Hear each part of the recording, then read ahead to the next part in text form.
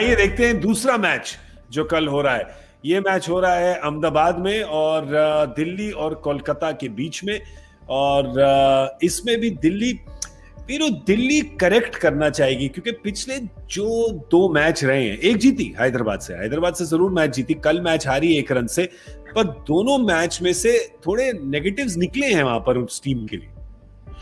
नहीं, बिल्कुल बिल्कुल, और वो मैच बड़े आसानी से जीतना चाहिए था कल वाला, कि ऐसा नहीं था कि वो आप हार जाओ कि यार उन्होंने बहुत अच्छी बॉलिंग कर दी। मतलब मुझे लगता है कि वो खुद के पैर पे कुल्हाड़ी मारी है कल दिल्ली ने, क्योंकि अगर कहीं दिल्ली फंसी ना तो ये 1 रन की हार बहुत याद दिलाएगी इन्हें। याद है पिछले साल जब एक अंपायर की गलती से पंजाब का एक मैच चला गया था हाथ से, तो बाद में वही बातें हुई थी, यार वो अंपायर अगर गलत डिसीजन नहीं देते तो हम लोग जीत जाते और हम लोग क्वालिफाई कर जाते। तो ऐसा ही कुछ ना घटे दिल्ली के साथ, मैं ऐसा चाहूंगा, बट अगर कुछ टेबल पर ऊंच नीच हुई तो ये 1 रन की हार का मैच बड़ा याद आएगा कि यार वो मैच 1 रन से गलत हार गए। तो वैसे दिल्ली की टीम में दमखम है कलकत्ता को हराने का, लेकिन वहां पर भी हमारे जो 1-2 खिलाड़ी हैं जिनमें माता आ गई, तो सामने कोई भी हो फिर तो उसका मर्डर होना ही है। देखें जरा टीम को, एक नजर डालें वहां पे। अभी तक अंतरिक नोकिया नहीं देखने को आए हैं, पर और शायद कल ना भी दिखे प्रज्ञान, क्योंकि दोनों ईशांत और आवेश तो अच्छी बॉल डाल ही रहे हैं, और ईशांत भी जो पहली गेम में आए हैं, एटलीस्ट जो पहला स्पेल था उसमें लेंस भी अच्छी थी और लय में लग रहे थे। देखिए, रबाडा का तो देखना पड़ेगा। रबाडा जिस तरीके से माने जाते हैं बॉलिंग करते हुए, जिस तरीके से विकेट दिला रहे थे पिछले सीजन, इस साल कुछ उनका बॉल वाला रहा नहीं। अगर चेंज हो सकता है तो वहां पे वो चेंज कर सकते हैं, नोकिया को ला सकते हैं, क्योंकि आपके पास ऑलरेडी एक इनफॉर्म आवेश खान है जो आपके सेकेंड हाईएस्ट विकेट टेकर है, मतलब अगर पर्पल कैप की बात करें। और ईशांत शर्मा जो है वो तो बेहतरीन बॉलिंग कर चुके हैं, वो भी लय में लग रहे हैं। तो ये जो एक कमजोर कड़ी है, इसको अगर आप कुछ ठीक कर दें, नोकिया को लाके वहां पे आप फिट कर सकते हैं। यार उनकी टीम में एक और खिलाड़ी बाहर बैठे हैं, सैम बिलिंग्स। तो मैं तो ये भी चाहूंगा कि अगर आप स्टीव स्मिथ को ब्रेक दें और सैम बिलिंग्स को ट्राई करें, तो उसमें भी कोई हर्ज नहीं है, क्योंकि जिस तरीके से वो खेलते हैं, एक उनकी मुझे इनिंग याद आता है, चेन्नई के लिए उन्होंने खेली थी एक 50 रन की पारी, गजब की, बिल्कुल नो डाउट। बट मुझे नहीं मालूम कि वो नंबर 4 पर खेल पाएंगे या नहीं पाएंगे, क्योंकि शायद वो ओपनर हैं, ओपनिंग करते हैं। तो वो एक ट्राई किया जा सकता है। नहीं, बीच में भी चेन्नई के लिए आई थिंक 4 पे भी खेले हैं। चेन्नई के लिए वो जो 50 आई थिंक जो आया वो 4 पे आई थिंक मेरे ख्याल से वो ट्राई किया जा सकता है।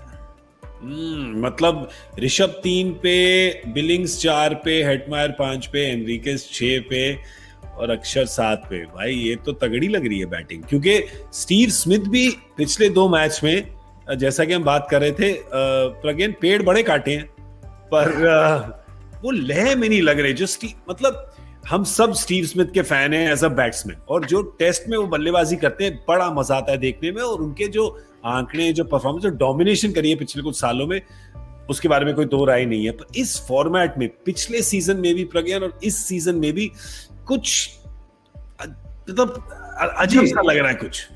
हाँ, मैं स्टीव स्मिथ का फैन हूं, लेकिन टेस्ट मैच और ओडीआई क्रिकेट में, T20 में मुझे कभी ऐसा लगा नहीं कि वो एक ऐसे बल्लेबाज हैं जो मतलब गेम पलट सकते हैं। हाँ, वो एंकर रोल प्ले कर सकते हैं, लेकिन यहाँ पे अगर आप देखें दिल्ली को, वो एंकर रोल भी प्ले कर नहीं पा रहे हैं, तो बहुत ज्यादा प्रेशर आ जा रहा है ऋषभ पंत के ऊपर। अगर ओपनिंग में शिखर धवन और पृथ्वी शॉ नहीं चले तो फिर नीचे ज्यादा ही प्रेशर आ जा रहा है। तो वहां पे अगर स्टीव स्मिथ चलेंगे नहीं तो फिर हिटमैन कितने बार आपको इस तरीके का रन चेज में रन बना के देंगे। तो इसीलिए प्रेशर जो होता है ना, सब में बांटना चाहिए। अगर ये बढ़ता नहीं है तो फिर अच्छे से अच्छी टीम भी ऐसे दुविधा में फंस जाती है। भाई अगर आपको प्रेशर बांटना है अगर किसी टीम में, तो वो है कोलकाता की टीम वीरू, क्योंकि यहाँ पर तो बिल्कुल सबको लेना पड़ेगा थोड़ा थोड़ा, 1-1 किलो सब उठाओ भाई, प्रेशर की पोटली जो है, क्योंकि प्रेशर की पोटली तगड़ी आ गई इन पे। ये भी सेम है, अगर हम पॉइंट्स टेबल को देखें तो ये भी 4 अंक पे ही हैं। इन्होंने भी 2 मैच ही जीते हैं केवल, पर इन्होंने खेले 6 हैं, तो 1 एक्स्ट्रा खेला है इन्होंने फ्रॉम मुंबई एंड राजस्थान। सब 4 पॉइंट्स पे टाइड हैं। कल एक कोई आगे निकल जाएगा तो कोलकाता को भी ये कल जीतना पड़ेगा, क्योंकि कल एक ना एक टीम तो इन्हें पीछे छोड़ ही देगी 5वें पोजीशन में। बिल्कुल, जहाँ पर है। बिल्कुल। मतलब उनको, मुझे ऐसा लगता है कि ये सही समय आ गया है उनके वो चेंज करने का, उनकी स्ट्रैटेजी जो भी उनको बदलनी है। हालाँकि मॉर्गन यही स्टेटमेंट देते आ रहे हैं कि हम लोग ऐसे ही क्रिकेट खेलेंगे, पॉजिटिव क्रिकेट खेलेंगे सब लोग। बट कहीं न कहीं ये सोचना होगा कि यार अगर जो चीज़ नहीं काम कर रही है आपके लिए, तो उसे बदलने में कोई हर्ज नहीं है, और जो या चीज़ काम कर रही है उससे काम करवाते चलो, उसको वैसे ही इस्तेमाल करते चलो। तो मेरा तो यही मानना है, मैं तो उसी का बड़ा फैन हूँ। आपने कितनी बार देखा है कि एमएस धोनी अपनी स्ट्रैटेजी बनाते हैं और फिर उसको बदल देते हैं या नहीं बदलते हैं।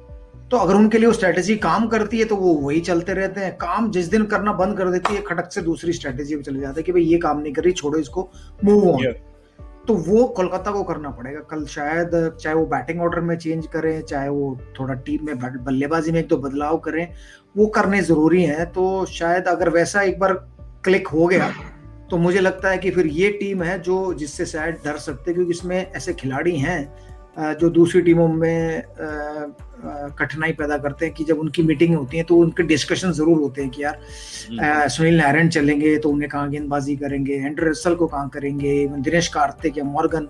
ये ऐसे खिलाड़ी हैं कि इनके बारे में चर्चाएं होती रहेंगी कि बट अब इनका फॉर्म में आना ज़रूरी है, इनका कंट्रीब्यूट करना, वो जो कह रहे हैं ना 1-1 किलो का प्रेशर जो है इनको भी लेना पड़ेगा। या और बिल्कुल जो वीरू कह रहे हैं उसमें इंपॉर्टेंट बात यह है, आप समझिए कि वो कह रहे हैं कि आप स्ट्रैटेजी को चेंज करिए, क्योंकि खिलाड़ी ये नहीं चेंज करेंगे। हमने इसमें बड़ी डिस्कशन करी है, ये ऐसा लगता नहीं है कोलकाता की टीम अपने 11 में कोई बदलाव लाएगी, और जो ऊपर के साथ हैं उनमें तो बिल्कुल भी नहीं बदलाव लाएगी। आप देखेंगे कि ऊपर के वो 3 होंगे, राहुल त्रिपाठी, नीतीश राणा और शुभमन गिल। उसके बाद आगे के 4 तो अब वैसे ही नहीं बदल रहे, क्योंकि उनमें है PAT Cummins, Dinesh Karthik, Andre Russell और इयोन मॉर्गन। नीचे बस बाकी आपके गेंदबाज बचे रहे, उसमें वरुण त्रिपाठी आप नहीं बदलेंगे, सुनील नारायण आप नहीं बदलेंगे, तो फिर कौन बदल में आया? तो यही नहीं, फिर तो बस नगर कोटी, शिवम मावी और प्रसिद्ध कृष्णा, उन 3 में से आपको 2 खिलाने हैं। करेक्ट प्रज्ञान? तो बंदे तो बदल नहीं रही है, तो आप बंदों को यूज कैसे, इस्तेमाल कैसे कर रहे हैं उनको, उसी में बदलाव ला सकते हैं आप। जी, बार बार हम यही डिस्कशन कर रहे हैं क्योंकि ऊपर की जो आप देखें अभी चेन्नई इतनी सक्सेसफुल क्यों हुई है, क्योंकि ऊपर उनको बराबर अच्छा स्टार्ट मिल रहा है। तो यहाँ पे जो इनको शुरुआत जो पहले मैच में मिली थी उसके बाद मिली नहीं, तो यहाँ पे उनको सोचनी पड़ेगी कि किससे स्ट्रैटेजी चेंज करें, क्योंकि आपके पास तो जैसे हम बात कर रहे हैं प्लेयर ज्यादा आप चेंज करेंगे नहीं, क्योंकि ये जो प्लेयर है इनमें सिर्फ 1 ही 2 ऊपर नीचे हो सकते हैं। बाकी आपको स्ट्रैटेजी ऐसी करनी पड़ेगी कि कौन आके ऊपर संभाल सकता है इन 11 जो प्लेयर में से, और कौन नीचे खेल सकता है। तो एक राहुल त्रिपाठी है जो उनके लिए ओपन कर चुके हैं, क्या वो वहां पे जाके पारी संभाल सकते हैं? क्या नीतीश राणा फिर 1 डाउन या 2 डाउन आके फिर खेल सकते हैं? तो ये आपको निर्णय लेना पड़ेगा, कुछ ना कुछ तो करना पड़ेगा, क्योंकि अगर सेम चीज आप करेंगे और आप एक्सपेक्ट कर रहे हैं कि रिजल्ट डिफरेंट हो, तो ये होगा नहीं। आपको अलग चीज करनी पड़ेगी ताकि आपको रिजल्ट भी कुछ अलग मिले। क्या कोलकाता कुछ अलग कर पाएगी कल? और दिल्ली को भी सोचना पड़ेगा क्या करें, क्योंकि एक पिछले 2 मैच में 1 मैच तो जीते हैं बिल्कुल सुपर ओवर में जाके, पर कहीं ना कहीं थोड़ी सी जो कमियां हैं वो देखने को आई हैं। और ये दिल्ली की टीम है तगड़ी, जब अच्छा खेलती है, रोमांचक क्रिकेट खेलती है तो मजा बड़ा आता है देखने में।